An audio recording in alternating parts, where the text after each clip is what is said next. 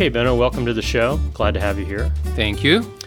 So, maybe a good place for us to start is how did you get started? How did you get into this field? What's your background?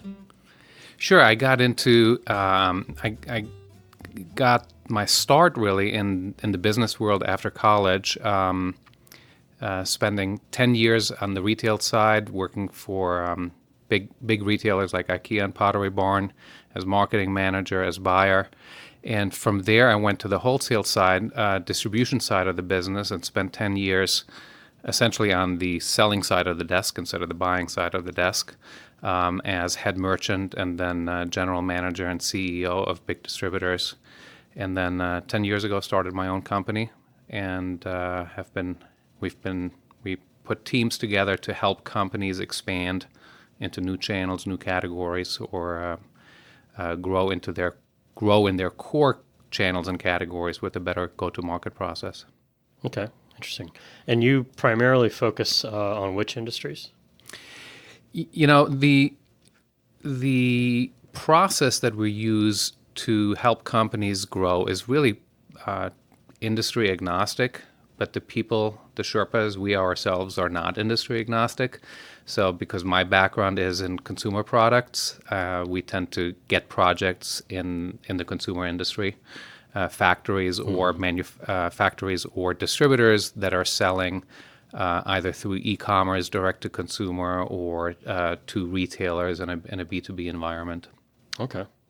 And what was kind of the first real game-changing project you did in the space that kind of allowed you to take off in the arena?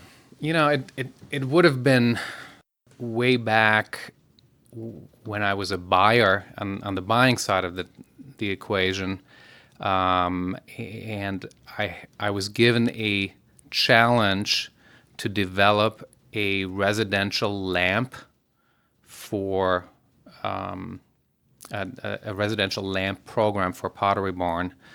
And the idea behind it was pretty revolutionary, crazy, innovative, whatever term you want to use. But the idea was to take a glass-beaded lamp shade that was available, only made in Italy at the time, and sold at like $800-900 retail. I was being challenged with developing a similar glass-beaded lampshade program out of India at 1/10 that price, 1/20th that price actually, at like $29, $49 type of price point. And the complexity of working the design angle, working the sourcing angle, working the international logistics angle of combining manufacturing overseas for the lampshade with with U.S. manufacturing for the lamp base, and putting that all together was a hair-raising experience, but a fascinating experience that ended up being this multi-million-dollar success story. So that was really, I don't know if that was my first break, but that was just a big success story that happened when I was fairly young. And that gave me the confidence to take challenging projects that other people sort of run away from because they seem to be too complex or too unconventional. And, I love those types of projects. And, we've done projects that clients have given us in the last 10 years since I started Realign, that the internal team just maybe doesn't have the bandwidth to figure out. It's not necessarily that they're so complex, they're like brain surgery, NASA type of complexity, but the internal team usually doesn't have the bandwidth to figure them out. So we help our clients figure out those kinds of category development, channel development, go-to-market process development challenges, and create multi-million-dollar successes for the clients. So I'm curious with that particular project with India and the U.S. So why would they do the lampshade in India and then the base in the U.S.? I mean, if you're going to do one piece over there, why not do it all over there? Basically, different countries are very good at different things. India is very good at handicraft. The lampshade hat, there's no way that a machine could make that kind of lampshade product. But the lamp base has wiring, has UL listed parts. If you don't machine those parts, you're setting people's houses on fire. Yeah. So there, at least at that time, lamp bases were typically made in U.S. manufacturing plants. So is that on a lot of the projects you get involved with, you were sort of trying to come up with a strategy for building different pieces sort of from international suppliers? Is that a common pattern that for things you're working on based on their strength, based on each country's strengths? Is that something that happens At a lot? times, I mean, the more product related a project is, the more you end up looking at manufacturing strengths within different countries or within the United States as well. But many of our growth challenges are not necessarily product related. They're oftentimes just taking the same product but into a new channel. We have a distributor that is very, does hundreds of millions of dollars of distribution into brick and mortar stores. And they had not figured out how to sell in e-commerce without competing against the brick and mortar stores. So that was a growth project where we had to, that had nothing to do with product development or product manufacturing. It was all about channel distribution, channel idiosyncrasies, and coming up with an omni-channel distribution strategy. So that's an interesting question. So in general, how do brick and mortars keep from competing against themselves when they open on e-commerce? Are there some best practices there, or does it really depend on what they're selling? Depends on what they're selling. It depends on whether they're selling branded product or unbranded product. It depends on whether, so in this particular project that I'm thinking of, the distributor was selling unbranded product to the brick and mortar retailer, usually under the Target brand or the Walmart brand, the house brand, right, private labeled. So we came up with a different private label name for selling similar product online. Okay, interesting. Kind of make it so it's exclusive, so you can only get it there type thing. Exactly. Gotcha. Exactly. Interesting. So in this sort of consumer products industry, what are some of the key drivers and pressures that are affecting your customers that are sort of forcing them to want to talk to you or causing them to want to talk to you to achieve expansion? I mean, what are some of those pressures they're under? I think a couple different pressures. One pressure is just the sort of ubiquity of product availability. I call it the democratization of design, right? It used to be that designing a product, distributors or factories that knew how to design a product ended up owning that niche, and design has become more ubiquitous. There's more access to designing products. Technology has allowed factories to knock off each other's product designs, right?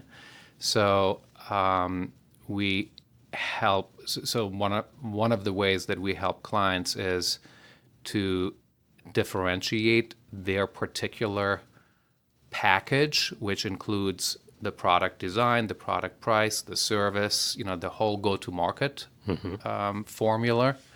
We help them differentiate that go-to-market process to be more effective than their competitor.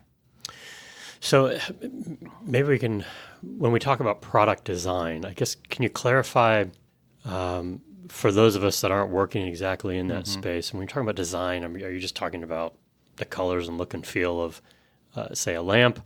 Do you look at it, or is it from a user interface perspective? It's all of the all above, that? right? I mean, design is, there's product design, which is the look and feel and color and shape and size, right? That's sort of traditional product design. Then there's an engineering component where oftentimes you have to engineer to a price point if you want to sell something for $19.99. And the designer thinks it should be gold plated. It's probably not going to be $19.99, right? Yeah. So you have to reverse engineer for it to maybe look like, but isn't. You have to, packaging is part of the design process. Whether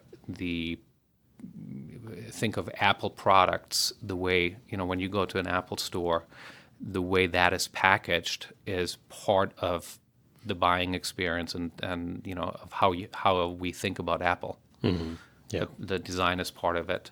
And then user, usability and user interface is part of the design process. So there's a ton of different aspects Sure. to product design. And I guess you get into, cloud services and apps and other things sometimes too. And especially I've seen more and more companies doing all kinds of products that are, IoT enabled and stuff, for instance, that's part of the feature set maybe. So Right. it's pretty broad topic to it, I guess. So I think another thing that's interesting about the way that your business operates is, so your title is Chief Sherpa.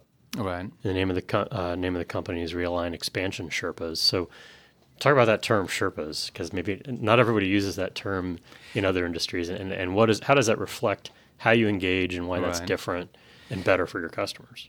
So I started the business 10 years ago, basically hanging my name, hanging out my shingle as a consultant. And I realized pretty quickly that, in 2009, when I started the business, right after the Great Recession, the world had gained, or the United States had gained, I don't know, we had rampant, 10, 12% unemployment.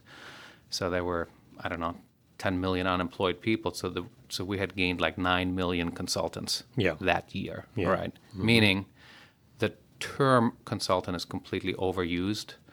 And in fact, is not most consultants, even professional consultants, not just people between jobs, but professional consultants don't typically focus on execution.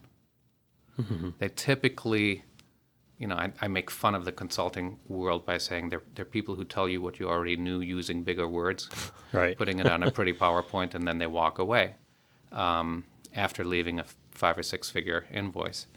So I use the word Sherpa to express that we are really serious about execution, right? What we help our clients, we help our clients reach new mountaintops of new channels of distribution, new categories of product, better go to market. That's like reaching new mountaintops. You would never take a consultant on a trip up Mount Everest.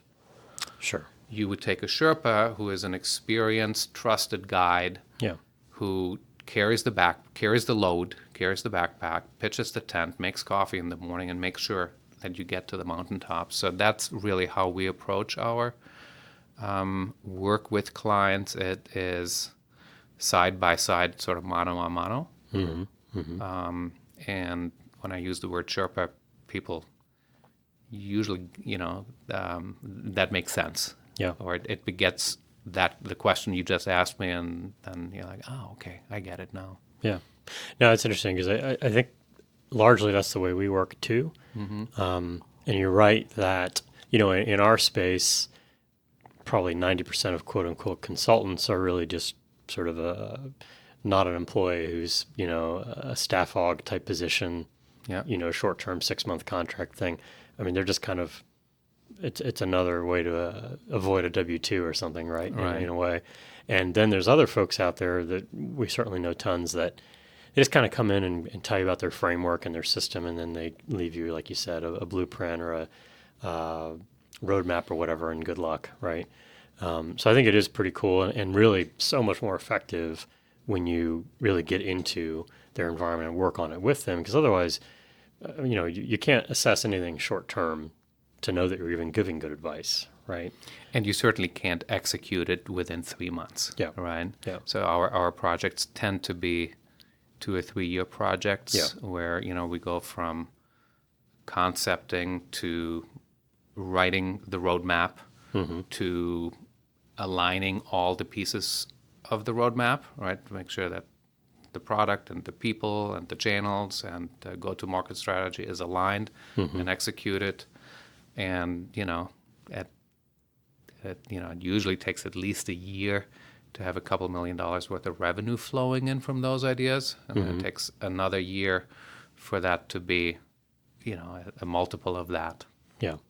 Well, I'd imagine you spend a lot of time as a teacher as part of those engagements too, because, potentially because, like we said, if someone puts together a PowerPoint, a consultant, and says, do things this way, well, that doesn't change the customer's ability to execute on it, but you have to gradually help them improve, help them implement those things so that 2-3 years later, it's set. They know how to do it now. We do a fair amount of workshops with clients where we'll do couple-hour meetings, a number of weekly meetings for a couple months, or 2-day offsite training sessions. Now, I'm curious, if your projects are 2 or 3 years in length, so do you typically do one engagement at a time that's taking all of your attention for 3 solid years, or how do you split that up so that you're not sort of so much ebb and flow? We usually have plus or minus a handful of projects going on at the same time. There's a group of us. All of our Sherpas are contractors to sort of stay in the hunt and hungry. And some of them are in a place in their or mid or late career folks that they're perfectly happy working 20 hours a week, 30 hours a week on 1 or 2 projects. Others are eager to work 50 and 80 hours a week. But we try to solve the traditional consulting model challenge of ebb and flow with a contractor Sherpa model that allows us to have fairly even flow of projects. And we've talked before about some of the model you try to do with that is sort of as if, like you're a startup living within the enterprise. Is that something you still kind of... Yeah, it is. I mean,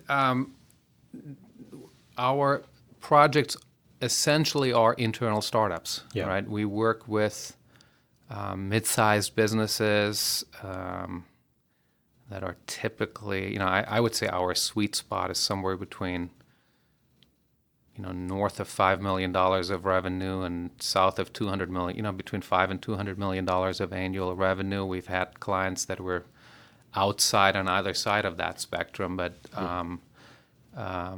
those types of, mid-sized distributors, mid-sized factories are in need of somebody to help with the internal startup of an idea and executing it, right? It's not just about, hey, let's do an innovation workshop and use really cool language for 2 days and then write a 3-inch binder and put it on a shelf. Sure. But let's create an internal startup where a Sherpa is being put in charge of making sure that the people and the processes are sort of everybody's aligned, and we work towards getting it done. And I'm curious, when you look at factories and distributors, that particular space, are there certain sort of go-to-market projects that you kind of find you're doing not the same thing over and over and over again, but is there a certain thing that everybody is sort of moving into? Like, is everyone wanting to get into e-commerce, or, are there certain major patterns that people are the real sort of places are getting the highest ROI by growing into? Or is it all is every project completely different? I think the red thread, right? The commonality between all our projects is that our client, the owner, the CEO, top executive of a company, is eager to grow faster, but is hit some kind of growth ceiling. And so we help them break through that growth ceiling, whether that is through e-commerce or through a new product or through just changing the current go-to-market process to a more effective go-to-market process. I would say the common thread is they're looking for growth, and we can do it one of three ways, right? New channel, new category, or core channel category, but better go-to-market process.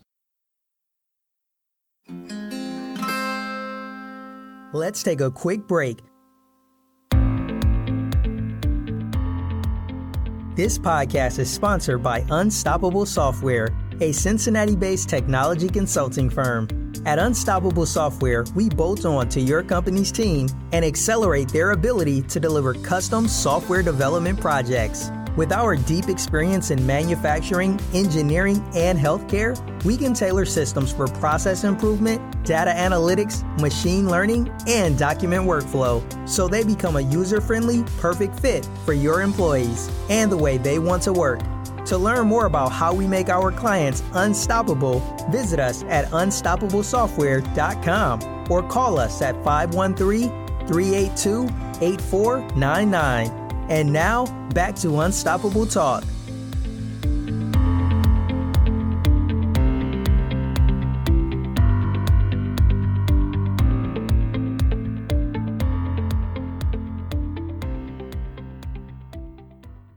Interesting. So it sounds like it's kind of an interesting concept that anybody making products in a consumer space, things are not infinitely scalable, right? So, eventually the way they've been doing things that took them from, say, 2 million to 50 million, right, they're going to hit a ceiling, potentially.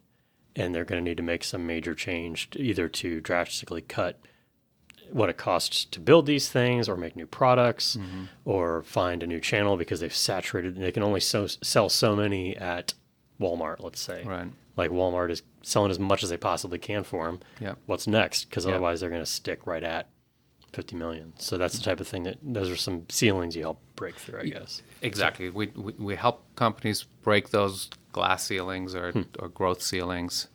And the real problem that we solve by the real problem is that you cannot run even the most talented executive on this planet cannot run a business and build a new business at the same time with the same resources, right? Mm-hmm. That's sort of a universal truth. Yeah. And I think that's probably the reason why companies hit a growth ceiling, because everybody on the team, even the most talented executives, are working however many hours, 40 or 80 hours a week, fully engaged in running that business. Mm-hmm. And when you're fully engaged in running that business, you don't have the bandwidth to build a new channel, build a new category, or a better go-to-market process for the core channel and category. So you need some resource, in our case, an outside resource of Sherpas that comes in and figures out that problem of what does it take to build that new business while the core business is continued to be run. It's like, there's always the advice that entrepreneurs get to working on versus working in the business. And I guess that sounds like it applies to even much larger firms.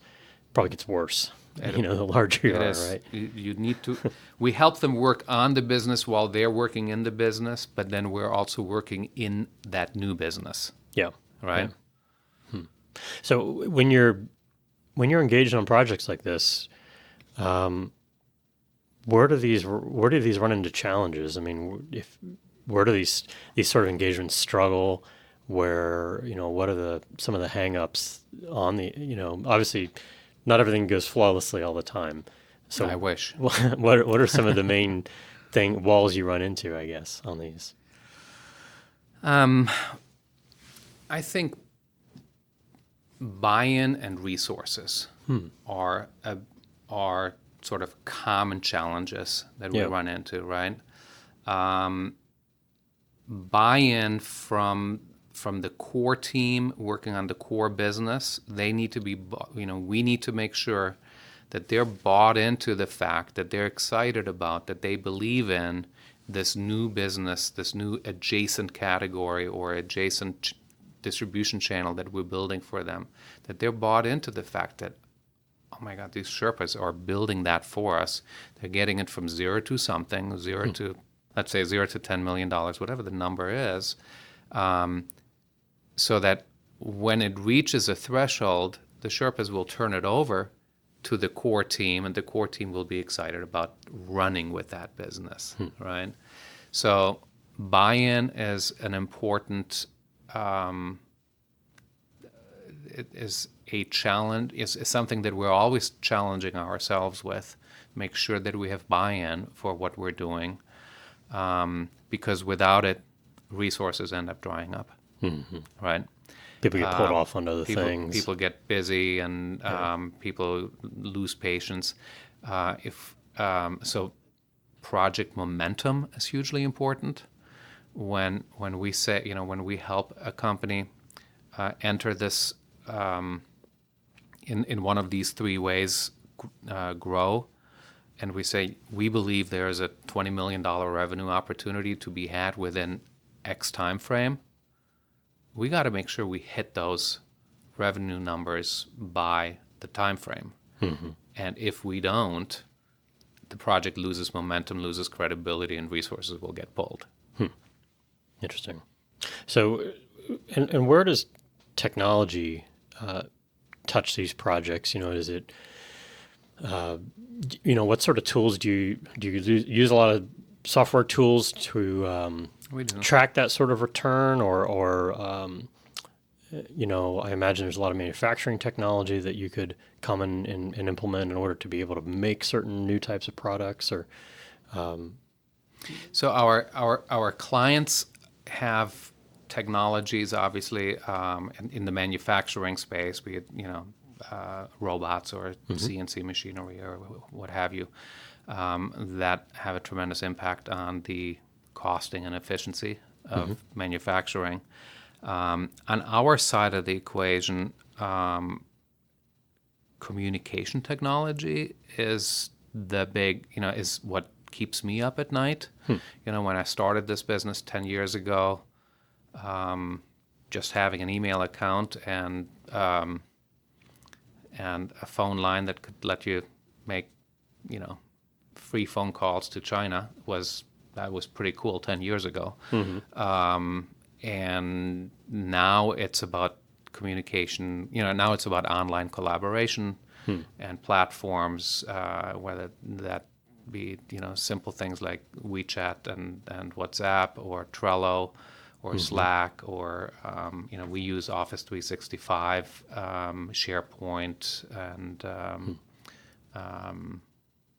Team to communicate between the Sherpas and Sherpa to client.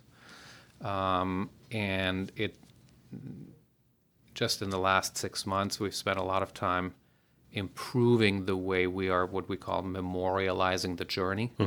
Right? When we're on a 2 or 3 year project, everybody knows in the first 3 months, oh yeah, I know what they're doing. But then 6-12 months into it, they're like, the client, certain people on the client team might be like, okay, what exactly are they working on again?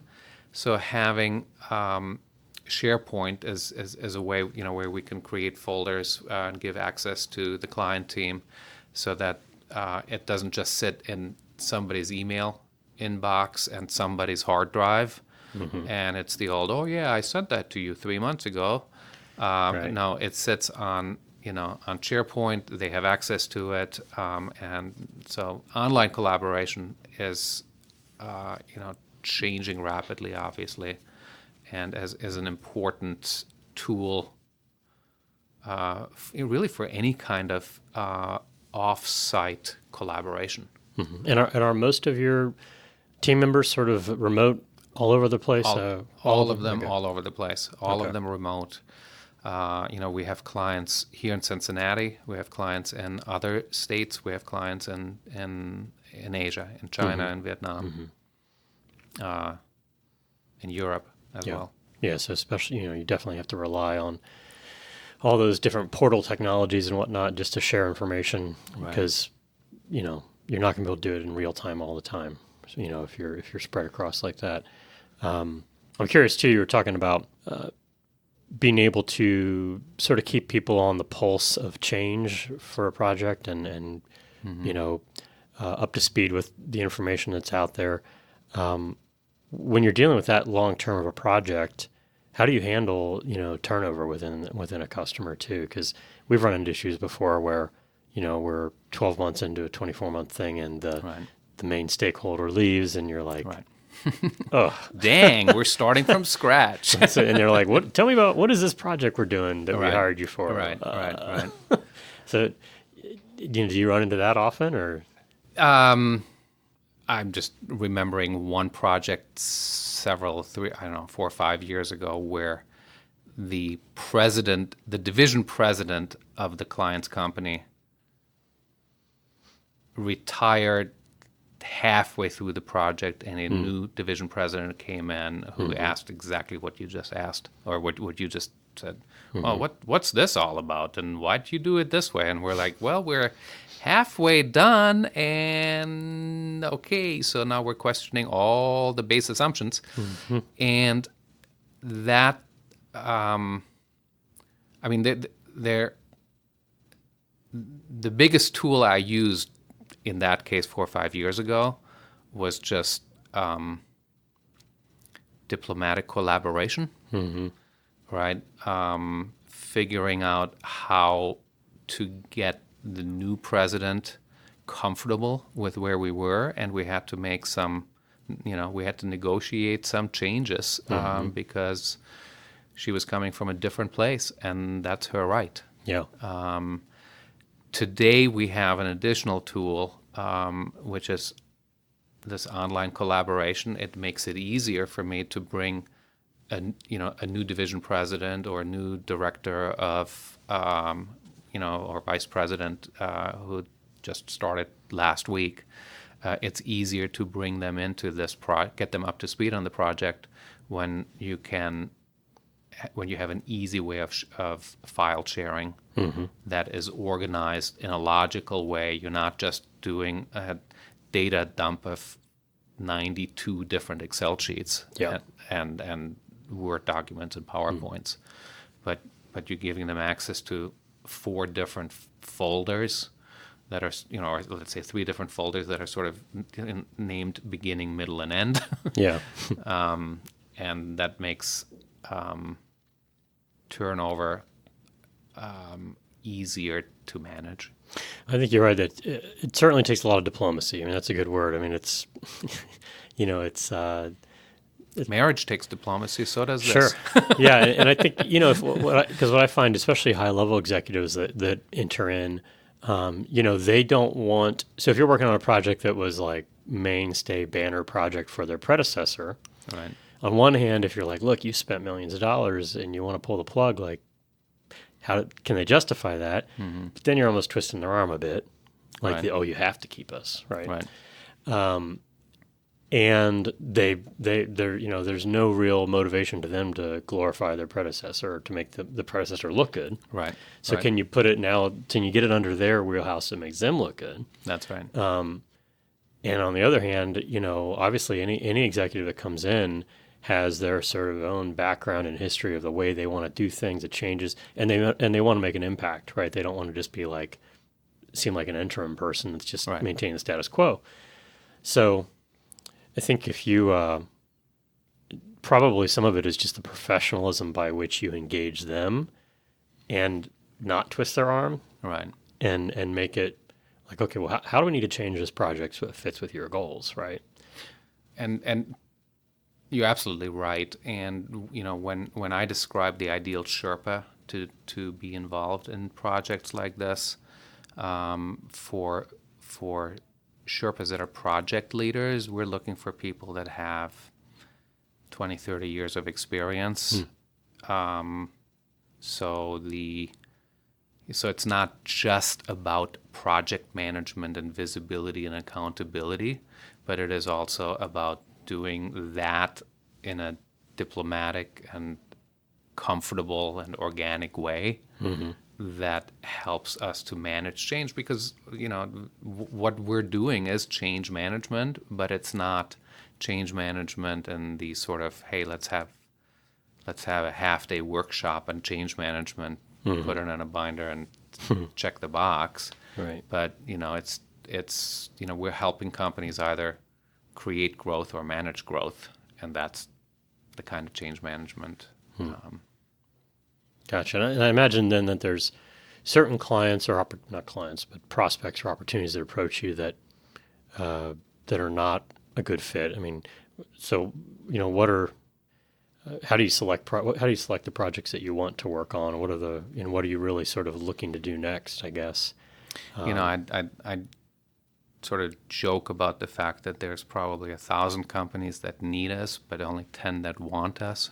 Yeah. And so that's the first differentiation between a good prospect and just a prospect. Yeah. Yeah. Is their willingness to accept help, their openness to an outside perspective, them being excited about an outside perspective. And then outside of that, the sort of filter we use for potential prospects is, do we think we can add at least $3 million worth of revenue that we can hang our hat on within 24 months? And we've done much more than that. But if we can't, if it's less than that, it becomes difficult. It becomes less interesting for the client. Yeah. It becomes less interesting for us. So that's sort of one of the filters we use. Can we add at least $2 or $3 million worth of revenue within? Interesting. So that's a pretty repeatable process that you're like, $3 million over 24 months. I can either say thumbs up or thumbs down if I think I can do it for you. Yeah. Exactly. Then, and I imagine that it kind of lines up with whatever ROI they're getting from it and what they're paying and all that too. Exactly. And when I said earlier, our sweet spot is north of $5 million. It so happens that 50% of $5 million is $2 or $3 million. So if I that's pretty drastic growth for a $3 million that would company. be that 50% growth within 24 months is drastic. Yeah. So it becomes and which is why for $100-200 million companies we've done $10 and $20 million. But at least getting $2 or $3 million within 24 months is important. Then we can apply the resource intensity that gets that, and the client can get an ROI on what they're paying for the resource. It makes it interesting for them. Yeah. Well, and like I said, that's even if you're a $20 million company, adding 10-15% to your revenues is a big deal. Can be a big deal. In 2 years. So yeah. What do you think the most personally rewarding project recently that you've worked on has been? Just what's really connected with you, you've enjoyed? It comes down to people in the end. It's there's one client, actually right down the road here, Daniel Gigi at Down Decor, who has been a client for almost 4 years now, and we have been able to build a mutual trust relationship and a, almost brotherly call each other out, what I call healthy tension kind of relationship, that produces magical results, right? When you have that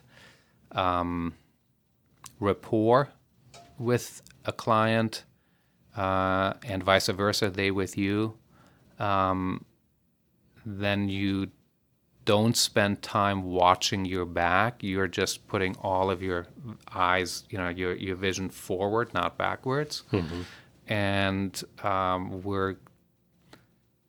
we together we tripled the size of his business in the last 3.5 years. Wow. That's tremendously rewarding for him. It's tremendous. It's fun. Yeah. Because that's a game changer. Yeah. Right. His business today, he just added 20,000 square foot building to his manufacturing plant. He's got 90 employees where he used to have 50, but he's, he not even doubled the number of employees, but more than tripled his revenue. So you do the, And what are his products that he sells? It's a basic bedding. Okay. They make all the white boring stuff that's between the sheets. Okay. Pillow inserts and comforters, and beautiful, high quality, down-filled. Not Walmart quality. Yeah. Interesting. No, I mean, I think that's, rewarding all around when something is a hit like that and you have a big success. For sure. Nothing succeeds like success, right? Yeah. Well, and it's fun. It makes it fun to come in every day and think up new ideas. And of course, you get a lot more free reign, I imagine, to try new things and whatever when you're, when you're trusted like that. What do you think are some of the sweet spots outside of some of the industries we've been talking about in terms of consumer products? That what are some industries that are maybe you've done less in, but you're starting to get people wanting to get your help in? So we are venturing from an industry perspective, and then from a functional perspective. From an industry perspective, we're venturing outside of that sort of traditional consumer product space. We just did a growth evaluation for a construction product company. They make countertops. It's a countertop fabricator. So they're selling to general contractors and millwork and casework manufacturers. So that's a new vertical that we're getting into, and that's fun because it's sort of proof of concept for what I said earlier. The approach is industry agnostic, but the Sherpa is not. Yeah. And then from a functional sweet spot, sort of outside of the traditional business building category, channel, go-to-market process, is I would have to say organizational development, because we end up working closely with certain departments, certain individuals on the client team, even if we only work with them, every other week for an hour. We're sort of, they're lending us a resource, but we end up getting a close look at what works, what doesn't work in different departments. Okay. And that invariably leads to somebody like me will have an opinion on, this department could maybe be run better with if you change this process, or maybe a person needs to be more open to change, right? So when you I guess when you say organizational development, that's almost like, rather than entering a new market, a new channel, a new product, which is sort of the typical three big things I think you're doing, right? Yep. That's the markets they're already in, the products they already have, the channels already in, just trying to make them work better, and sort of be and run better, I guess. Is that something where you're are you looking at coming in and doing, lean and agile and Six Sigma and these sorts of things to help in that regard, or is it more managerial type skills? It is sometimes it's just organizational, looking at the organizational chart and looking at should this work be done by 3 departments or 7 departments, right? Are there redundancies? Are 2 departments doing the exact same thing? That type of question. So when we look at organizational charts, sometimes it's looking at job descriptions. Do you have the right people on the right seats of the bus? And sometimes it's training sessions. I'll give a quick example. We had a factory that had a 20-person team that was basically doing product engineering and product quoting with the customer. And 3 good people probably could have done the work of the 20 people. This was a 20-person department in Vietnam where labor rates are so much lower that the pressure that would have never happened in a high-wage country. Yeah. Okay. But we ended up doing several days worth of workshops and then follow up with video call training over a number of months to teach the team how to simply know who's on first and what's on second. We called it a RACI shop. RACI is you can Google it, RACI, RACI. R stands for who is responsible, A stands for who is accountable, C for who is to be consulted, asked, and I is who is to be informed. So those are different levels of involvement between being accountable and responsible and asked and informed. That we gave them our suggestion, or actually we worked on who should do what within those 4 letters on each project.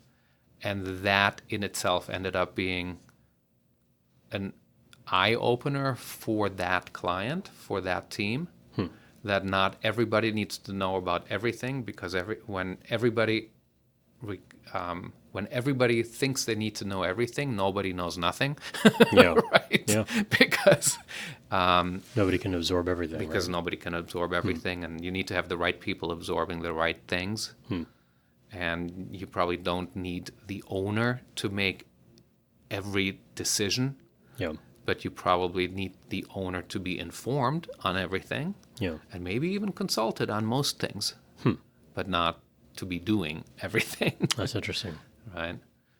Well, it's interesting. I imagine if you come into a customer that is, I don't know, a few hundred people, and they're nowhere near as sort of lean and mean as your internal startup team is. Right. It's interesting the sort of like cultural and process differences between that. I mean, there must be a wide gulf between the way things are run. Yeah. And so if you can go back and instead of, and basically re-engineer the old stuff. I mean, again, that's I'm sure a whole other sort of level of service and market for you. But it would be interesting. 'Cause I was involved in a startup years ago that was basically just an internal subsidiary of a large insurance carrier. Right. And so it was this fun, it grew from 6 people to 80 people in one year. But it was this fun, upbeat .com type thing within this, 10,000 employee Dodgy. sort of stodgy insurance company. Right. And of course, I mean, they all thought we were from another planet. Because you were. So I imagine you run into that. Do you have to deal with that sort of like, all the time? People fighting to I want to be on the fun team, right? Or something like that? Or I mean, there are, I think one of the reasons I love doing what I do is because I grew up in Germany. I came to the States when I was 16. I ended up, I've sort of spent my whole life being not from around here, right? And that applies to the way I work. Yeah, right? I interesting. go into a client's business and I'm not from around there, right? And our Sherpas have worked in a whole number of different in a number of different companies as an employee and now as a Sherpa, and that gives us an outside perspective, sort of that fresh outside perspective when we walk into a client, and it allows us to just sort of point out that, hey, you're all speaking Greek over here and you're all speaking Chinese over there. Why don't we try something different? So it is, companies are filled with little subcultures. Yeah. The accounting department is usually a different subculture from the product development department, right? And the sales department is another subculture yet again. And some of that is okay for making that function work. And some of that, can be made better by learning another language and translating between the different cultures, and giving them a common language to, okay, so you're an accountant and I'm a product engineer, so we do different things. One is from Mars and one is from Venus type of thing, right? And that's okay. But how do you bring mutual respect into that, And that's where, when I talk about organizational development, helping clients, I love helping create those aha moments where they look, we look at their org chart or we look at their processes together, and I'm asking a couple questions and they're like, yeah, okay, I see where you're going. Got it. Yeah. Check.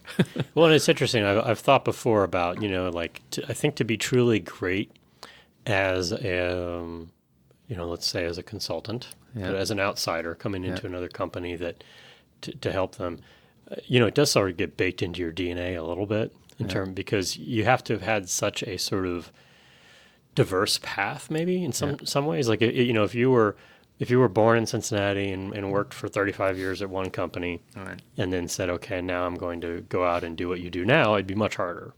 But since, like you said, you're sort of an outsider, have always sort of felt that way, you probably are, I would imagine, you hear a lot of the same things over and over again from a lot of different people, different companies, right? I mean, that's what I always sort of find. It's like, it's rare that I hear something really new or like, oh, I've never heard that before. It's always the same problems. Most of the time they're people problems, right? Or process. Yeah. Yeah. There's a or lack of vision. Yeah.